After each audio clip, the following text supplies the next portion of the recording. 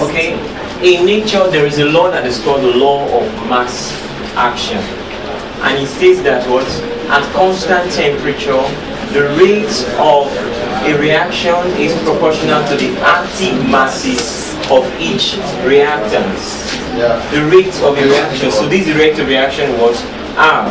So we have the concentration in moles Na plus what the concentration of B gives us what the product.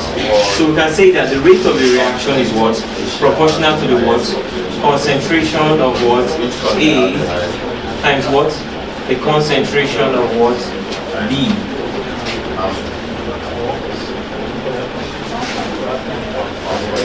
Alright, so it therefore means that the rate of reaction R is proportional to what A raised to the power n times what B raised to the power n as concentration.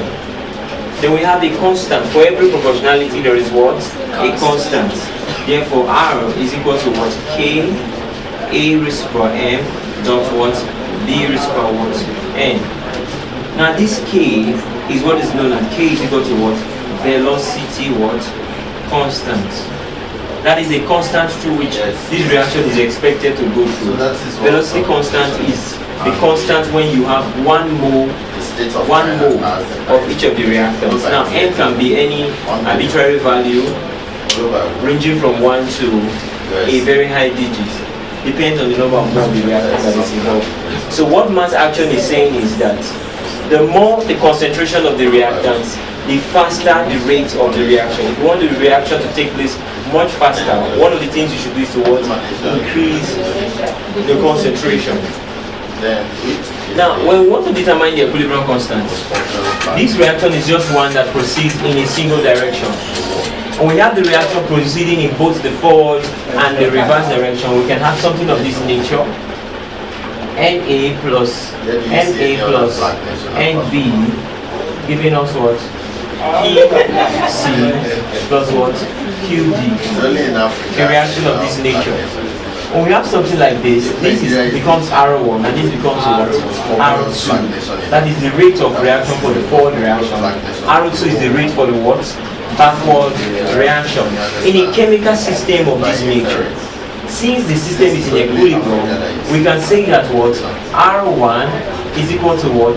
R2. Because the system is in what? Dynamic equilibrium. If R1 is equal to R2, then we can say R1 is equal to what? K.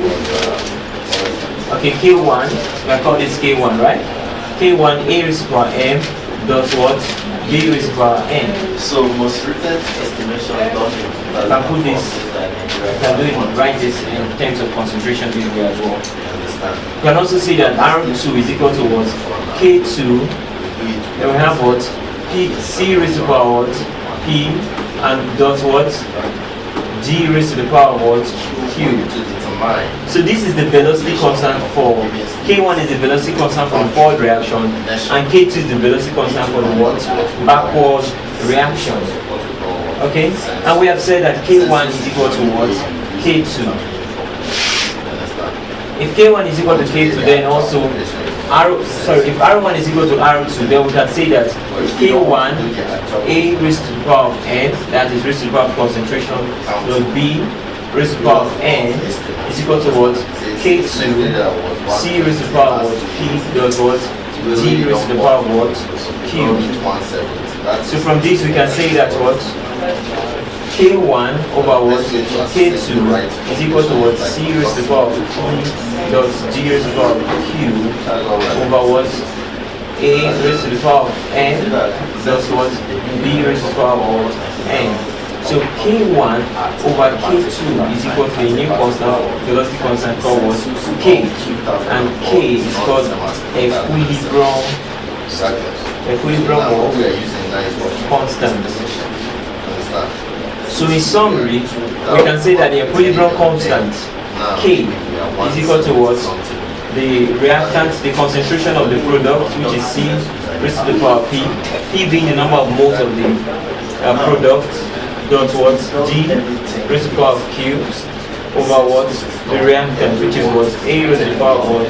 M dot B raised to the power of what? N. So this K is what is called the equilibrium constant. The constant for a given equilibrium reaction. Depend on the equilibrium system described. So let's take this one.